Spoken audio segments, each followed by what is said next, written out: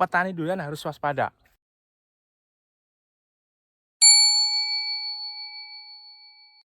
Di musim yang tidak menentu ini, terutama di pergantian musim, ini akan muncul banyak sekali permasalahan seperti ini nih. Faktor karena kelembapan tinggi, curah hujan yang masih belum menentu, sementara sebelumnya juga kemaraunya cukup panjang, pasti akan muncul penyakit atau serangan jamur, rat daun atau eh, cendawan ya. Nah ini kalau tidak segera diatasi, ini makanya daunnya akan rontok seperti ini teman-teman. Hampir semuanya rontok. Padahal ini tanamannya sebelumnya ini sebelum terserang jamur ini daunnya subur sekali. Makanya harus antisipasi, lakukan penyemprotan fungisida sesegera mungkin agar jamurnya bisa berhenti dan tanaman bisa pulih kembali.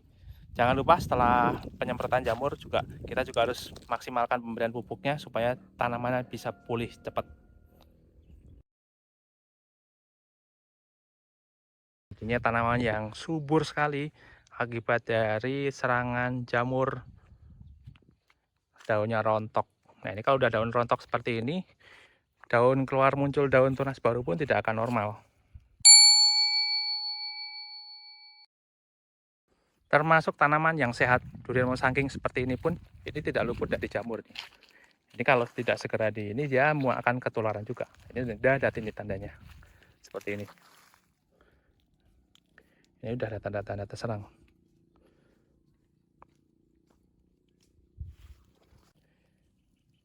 Kalau kita perhatikan, kita tanam di ketinggian 800 sampai 900 meter DPL ini adalah tantangan yang terbesarnya adalah serangan jamur ini, teman-teman.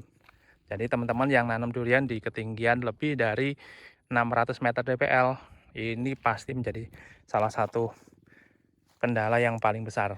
Tapi kalau kita perhatikan ya, ini durian musangking. Ini durian duri hitam.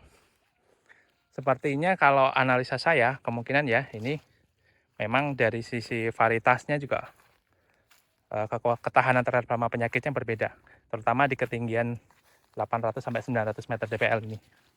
Untuk durian duri hitam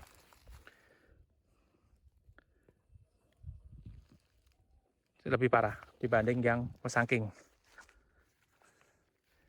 Ini musangking walaupun juga kena ya. Ini kalau tidak segera diatasi ya bahaya juga.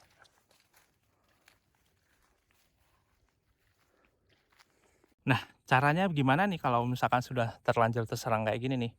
Ya, kita nanti akan antisipasi ya. Minggu ini rencana kita akan lakukan penyemprotan fungisida berbahan aktif Propinep atau Mencozeb juga bisa. Nanti penyemprotannya mungkin harus volume tinggi nih ya. Biasanya kalau untuk pencegahan kita pakai hanya 1 gram per liter. Nah, di kali ini karena kita udah lihat serangan jamurnya cukup intensif, hampir seluruh area di kebun seralen ini hampir semuanya kena. Kita naikin dosisnya 2 sampai 2,5 gram per liter air. Biasanya kayak pakai di sini kita pakai mesin sancin terus pakai drum kapasitas 200 liter.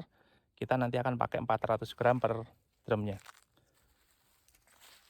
Di tahun-tahun sebelumnya kita sebenarnya masih tetap melakukan pencegahan dengan pemakaian fungisida juga ya, penyemprotan fungisida, tapi tidak terlalu intens.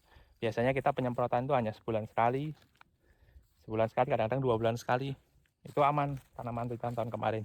Cuman mungkin di tahun ini karena faktor kelembapannya juga lebih meningkat karena sebelumnya terjadi kemarau yang cukup panjang, kemudian mulai masuk musim penghujan. Walaupun gitu di daerah sekitar kebun durian seralen ini curah hujannya masih agak berbeda dengan kalau saya tinggal di Bandung ya, itu udah hampir tiap hari hujan. Tapi kalau di kebun durian seralen ini paling seminggu sekali, 2 minggu sekali baru hujannya baru turun. Cuman cuacanya mendung-mendung gini aja nih. Nah ini cuaca mendung-mendung gini, kemudian kelembapannya, bukan, itu yang menyebabkan faktor kelembapannya naik. Nah ketika faktor kelembapan naik, nah itu cendawan atau jamur itu akan mudah sekali tumbuh. Nah itu kita harus antisipasi.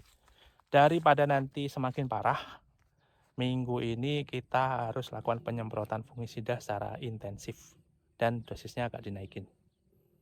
Sekian, terima kasih. Nanti kita lanjut lagi di video berikutnya. Kita lihat lagi perkembangan minggu depan, apakah jamurnya bisa berhenti dan tanaman bisa pulih kembali. Oke, jangan lupa ikutin terus channelnya Dr. Durian untuk melihat perkembangan dari pertumbuhan durian di kebun durian Seralen. Apakah minggu depan kita akan review kembali gimana perkembangan durian-durian yang sudah terserang jamur ini setelah aplikasi fungisida. Jangan lupa, kalau channel ini bermanfaat, share ke teman-teman kalian, save untuk bermanfaat, dan kalau misalkan teman-teman ada yang ditanyakan, tulis di komen.